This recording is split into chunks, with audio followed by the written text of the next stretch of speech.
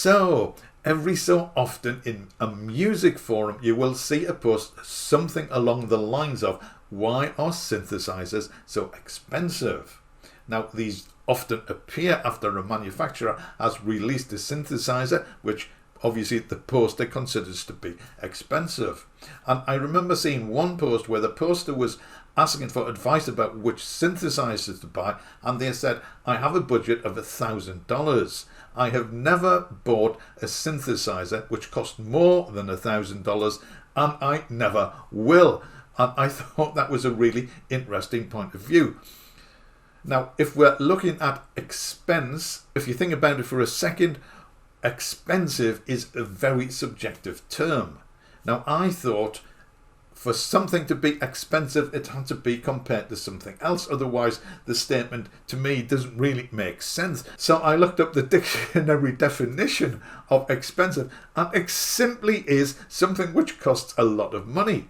So, of course, that is very subjective. What constitutes a lot of money to one person will perhaps not be quite so much money to another. So my goal in this video is not to persuade you that synthesizers are not expensive, but to try to put the cost of modern synthesizers into perspective. Now, although technically the word expensive does not relate the cost of one item to another, I think a lot of us do actually use that sort of comparison. I certainly do.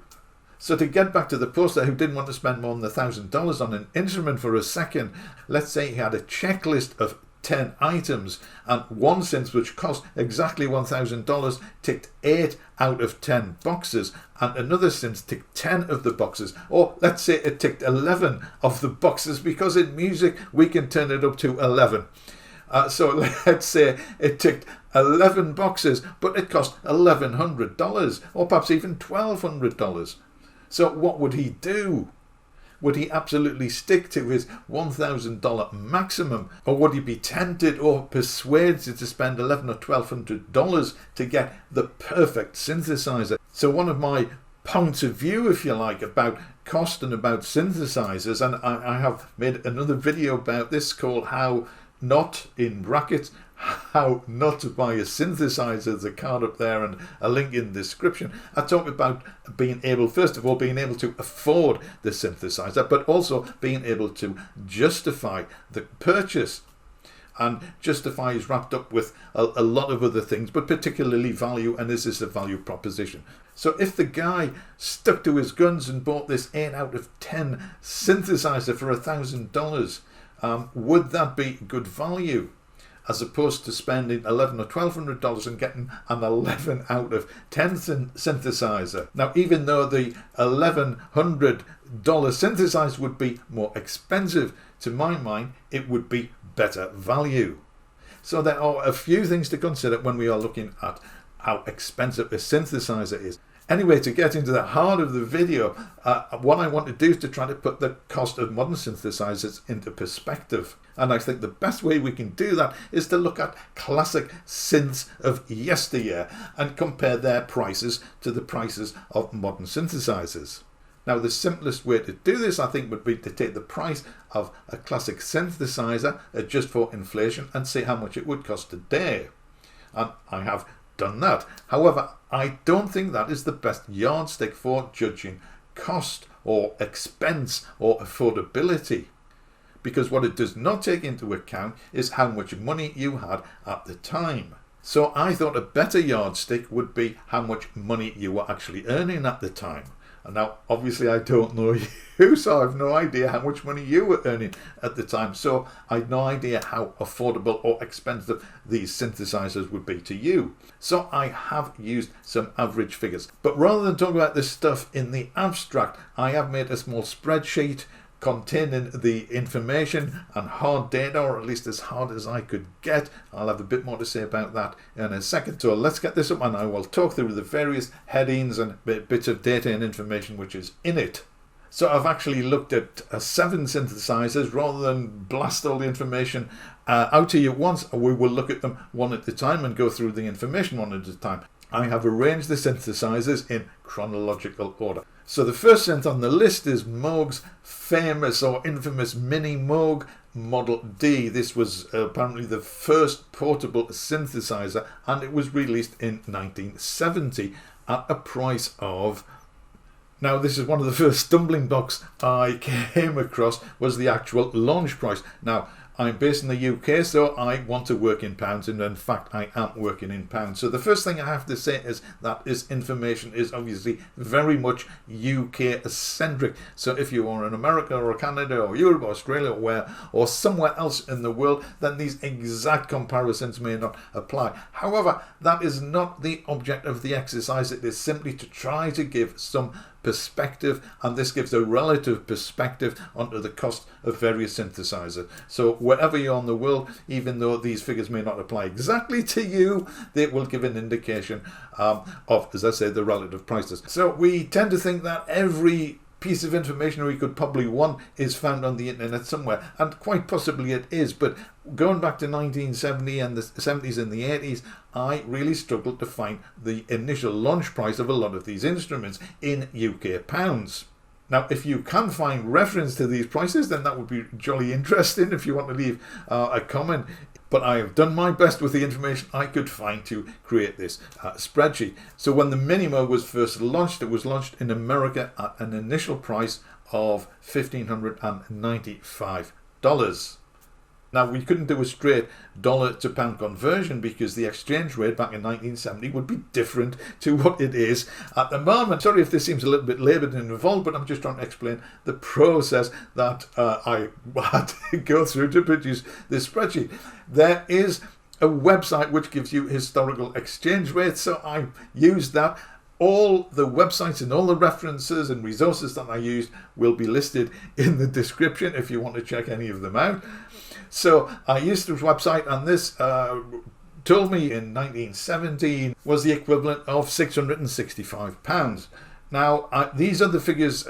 I've had to do this with a few of the instruments, and these are the figures that I'm working with. Having said that, I am almost sure that the Minimoog would not launch in the UK at £665. There are psychological price levels which most objects, most things that we buy are priced at. So rather than 665, it's more likely that it was launched at 695, possibly 795, and I'll explain why I say that as the video progresses. But as I don't know exactly, I'm just using the spot exchange rate at the time. Now, if we adjust that for inflation, we get £10,500. So you can immediately see if we had to buy one of those nowadays, it would cost a lot more than it did originally. However, I don't think using inflation is a particularly good reference. I think a better reference is how much we were actually earning at the time. The inflation factor is just by how much the price has increased, and this has increased by a factor of 16. So here we have the average wage as best I could determine. Now, I am sure there is a government website somewhere which lists the average wage over a period of years. Now, I tried to find out this information for another project a year or so back, and it was very difficult to get an absolute value. However, I'm using the best information I could get. So it seems that the average wage in 1970 was £1,665. So if we then work out what percentage of the average wage was the cost, the initial original cost of the Minimoog, we find it was 40%. So it's no wonder that back in 1970, very, very, very few, we'll say normal people, normal working people, people who were not superstars or making a lot of money or famous and rich musicians, it's not surprising that not many people could actually afford a Minimoog. And just for reference, I have taken today's average wage again as best I can determine and worked that out as a percentage of the inflation adjusted price. So if we adjust the price for inflation, compare that to today's average wage, we find it is 33% of today's average wage. So there are two fixed variables in this spreadsheet, and I've just scooted along to show you these. The first is today's average wage, which is £32,000.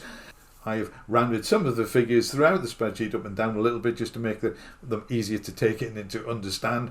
And the average house price is £257,000. Now, just a word about the average house price. I thought this was a good metric to include because house prices have a vast influence on the cost of living. not only do higher house prices mean higher mortgages if you are renting it, they also mean higher rents. I'm recording this in the middle of 2021, and due to the pandemic, people have been wanting to move out of city areas into the country, and people have wanted gardens. So houses in the country or away from city centres with gardens have shot up in price.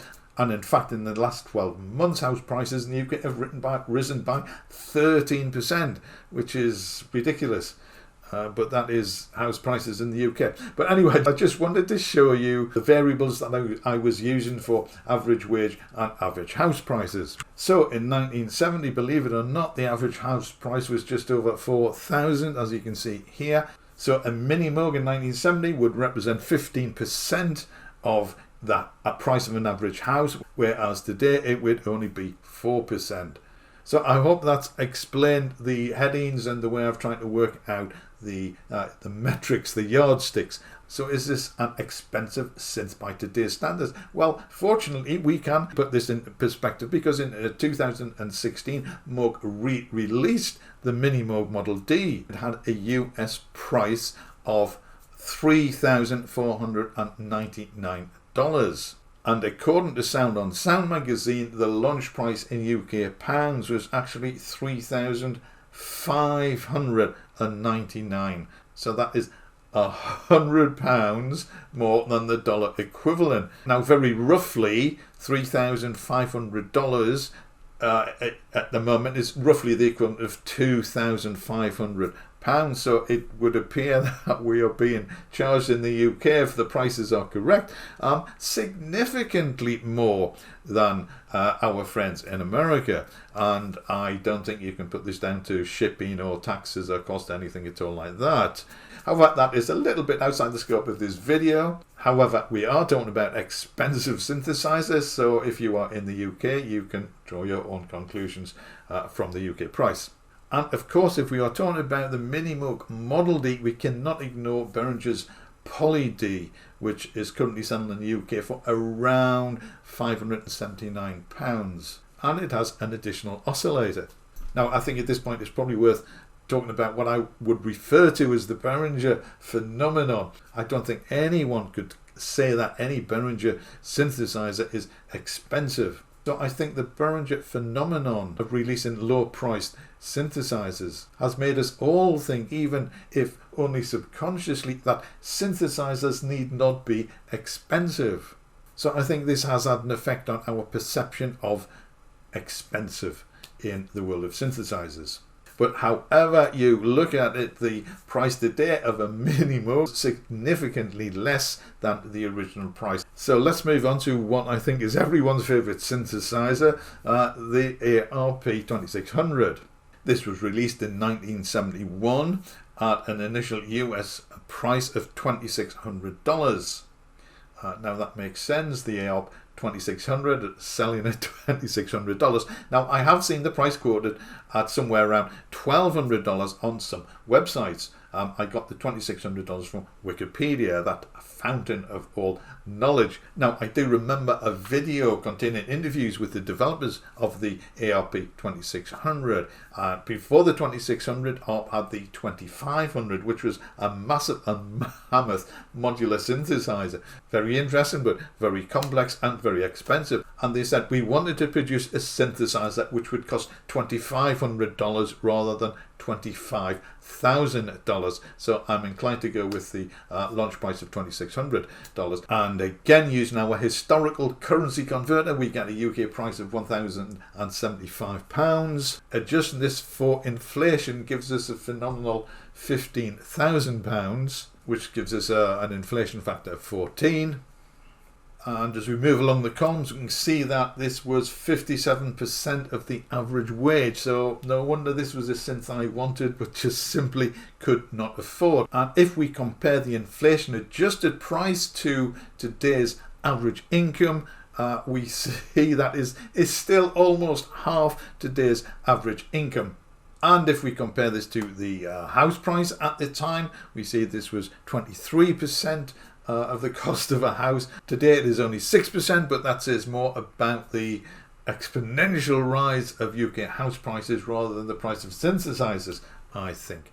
Now, what's really interesting about the ARP 2600 is that it is one of the most cloned and copied synthesizers of all time. Now, quite possibly the closest reproduction to the original ARP 2600 has been Korg's ARP 2600 FS for full size, and this was a full size reproduction of the original ARP 2600, the first one. And Korg, for some reason, decided to make this in the original greyish gunmetal grey. Everyone knows that the ARP is brown and orange, so why manufacturers want to change the colour, I don't know. Anyway, this had a retail price in the UK of £3,399. So was this expensive? Possibly, but by the price of the original, not so much, I don't think.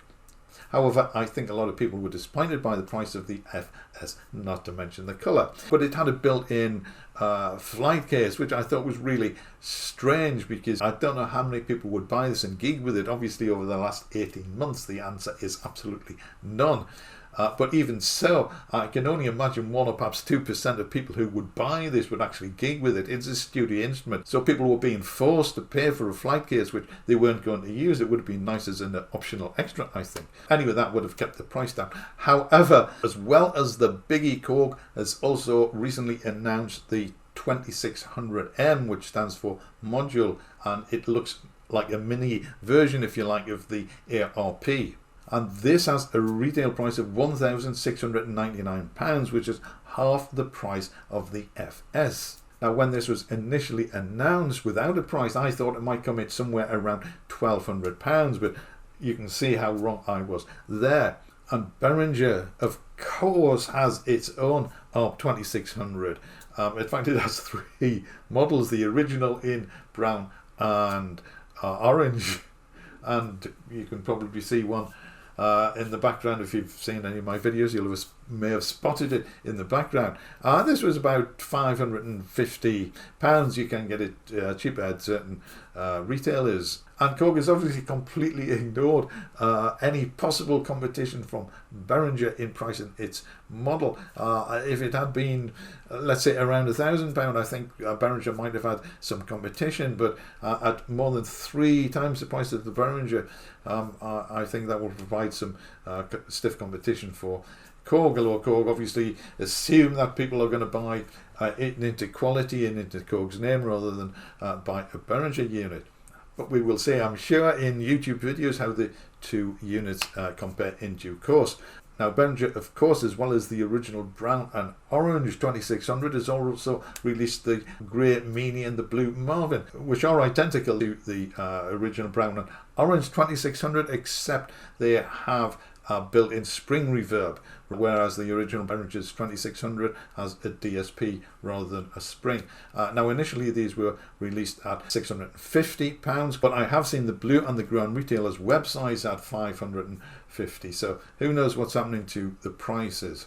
But by all accounts, the Behringer units are very close to the original ARP sounds, and obviously the functionality is very similar too. There are a lot of comparison videos on YouTube. One of my favourites is by a guy who I absolutely love called Ralph Baumgartel. I shall leave a link in the description to his channel. Now, he has an original 2600 and also a couple of the Behringer units, and he does various comparisons on his channel. It's very interesting if you're interested in a 2600 to watch that. If you have got £1,700, you may want to see what the Korg module is like. Now, having said all that, the Korg and the Behringer 2600s were not the first. Back in 2014, a company called the Human Comparator, usually abbreviated to THC, thank goodness, I think they're a Swedish company. It seems to be run by one man. I shall leave some links to everything I talk about in the description. But they produced a 2600 clone, and you can buy this today through SynthsToo, and it costs $3,600. You can also buy it in kit form, which will be slightly cheaper. This seems to have really flown well under the radar to people who were interested in acquiring a more modern 2600. So you have a massive choice if you want a 2600 clone today. So moving on, this is one of my favourite entries. This is an instrument I actually have a lot of fondness for, although I've actually only had a few minutes hands-on with it when a duo who was headlining at a club I was working at actually had one on stage. I had never seen them before and I've never seen them since, but it obviously made an impression on me. So Yamaha CS-80 was released in 1971 and I think is one of, if not the first genuine polyphonic, it was an 8-voice polyphonic synthesizer, and that came at a phenomenal price. It was released in the US at $6,000. In the UK, according to Wikipedia, it was released at £4,950. So again, using our historical currency converter back in 1971, $6,000 was significantly less than the UK price. But we're not going to go there, are we? Adjusted for inflation, this is a mouth-watering 31 grand. And if we compare the prices, the original price and the inflation adjusted price to the incomes at the time and today, we can see that it would cost an entire year's wages to buy one of these. So how this duo could afford a CS-80 back in the 1970s, I do not know. If we look at the prices in comparison to house prices, at the time in 1971, it cost almost as much as half a house. Now the CS-80 is still alive and well. It is being produced under the name of Deckard's Dream by a Japanese company called the Black Corporation. They produce some very interesting synthesizers if you want to check out their website. Link of course in the description. And this is just a module. It doesn't have a keyboard and it is selling for $3,799 with free worldwide shipping. Now it is called Deckard's Dream because of course the Yamaha CS-80 was heavily used by Vangelis when he composed the film score to the movie Blade Runner, whose main protagonist was called Deckard. Now there is a kit version which costs significantly less if you are handy with a soldering iron, and the Black Corporation also produced Deckard's Voice, which is another module, but it is only one voice, not the 8-voice polyphony of the full Deckard's Dream. So is Behringer rumoured to be making a clone of the CS-80? We may have to wait a year or longer to find out. Let's move on. So next on the list is Korg's MS-20, which was released in 1978 at $750, and again using our historical conversion website we get £400. However, for reasons which I have already discussed, I'd be very surprised if it actually launched at £400 or £395. I'm more inclined to think it would cost something like £495, if not more. However, adjusting £400 for inflation, we get $2,350. That has an inflation factor of 6. So if we compare these prices to the average incomes, we find a more affordable 8% and 7%. So a quick look at how these relate to house prices. This was 3% of the cost of the average house back in 1978, 1% of today's house. So back in the day, this was a very affordable, comparatively speaking, synthesizer. Now the MS-20 has been re-released in a couple of different formats, possibly most prominently the MS-20 Mini. Now I had been tempted to buy one of these, but I actually saw one live, as it were, for the first time late last year, and I thought it is tiny, and I'm really not a big fan of mini keys, so I just wasn't interested in the mini version. Of course, now, just in the last month or two, Korg has re-released the MS-20 to great acclaim. It's available in 4 different colours, and it has a retail price of £999. So that is still a very affordable MS-20, I would think. Of course, Behringer has also produced its own clone in the K2. This does not have a keyboard, but that retails at around £250. So you have a lot of choice if you want an MS-20.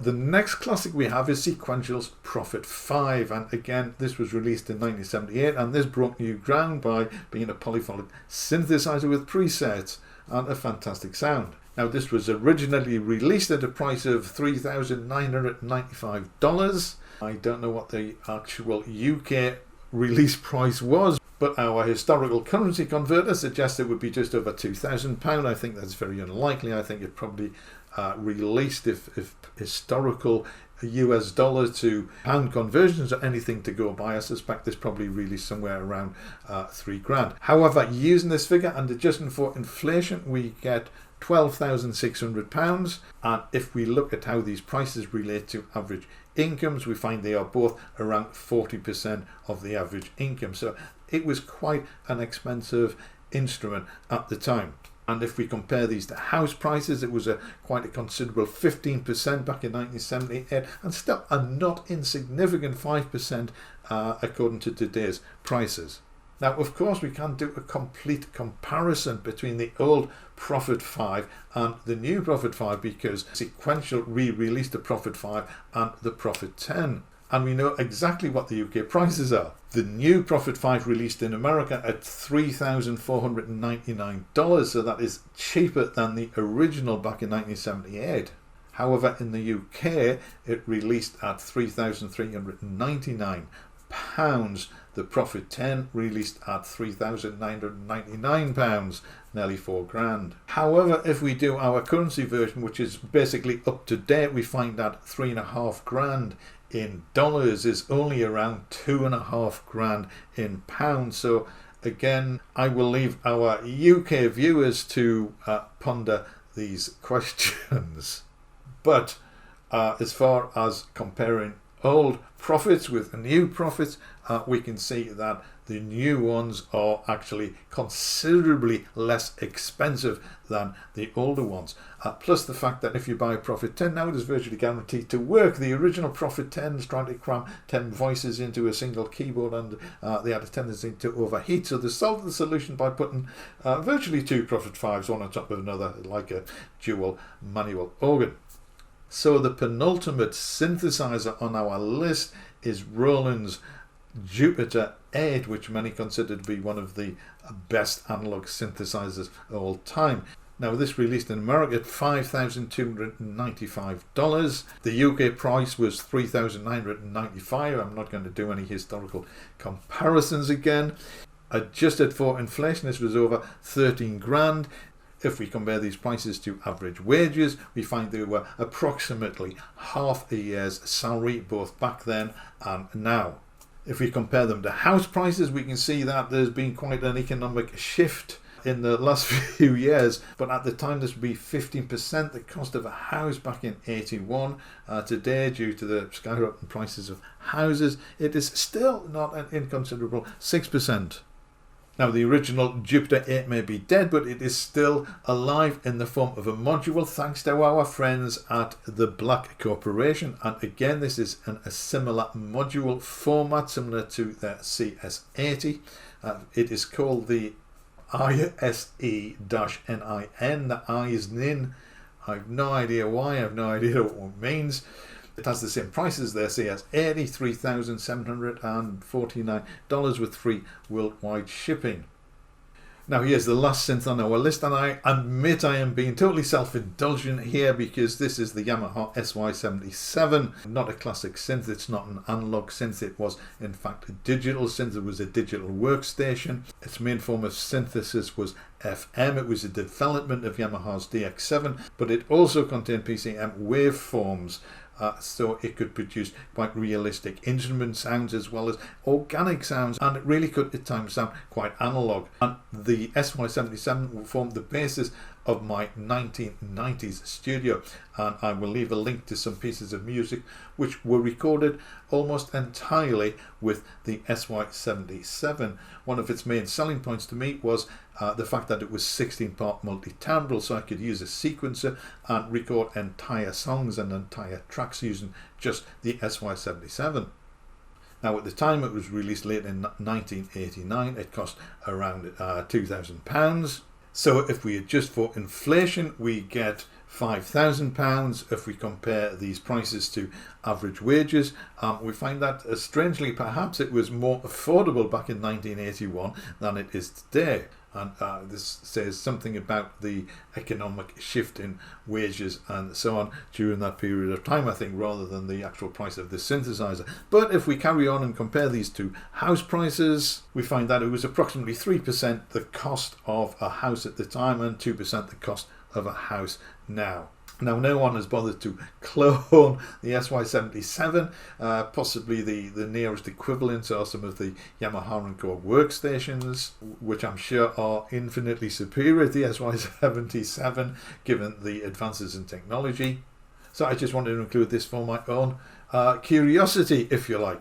Okay, so that's basically the work that I've done looking at these classic synthesizers and trying to find out how expensive they are in comparison to modern equivalents. And I think there are several takeaways from this. Modern synthesizers, you may still think some of them are expensive, but compared with most of the classic synthesizers, the ones that we regard as classic synthesizers back in the 70s and the 80s and even going into the 90s, most modern synthesizers are actually a lot cheaper in real terms. So I hope you found that interesting. The aim was to provide some perspective and comparison between the cost of modern synthesizers and older synths which we hold in high regard. Now, that is still not to say that some modern synths are not expensive, which, as we know, simply means cost a lot of money, but that of course depends on your own personal circumstances. Anyway, I hope this has helped in some way, and perhaps if you see a post in a music forum suggesting that modern synths are expensive or querying the cost of modern synthesizers, you might like to point them to this video and say, well, take a look at this and then see what you think. Now, I am absolutely not trying to persuade anyone that modern synthesizers are cheap in any sense of the word, but I'm just trying to give a sense, as I say, a sense of perspective on synthesizers in general. So anyway, I hope this has helped. As always, I really do appreciate you taking your time to watch my videos, so for that, thank you very, very much. And if you have enjoyed it, then please do consider subscribing to the channel and ringing the bell and clicking the big thumb.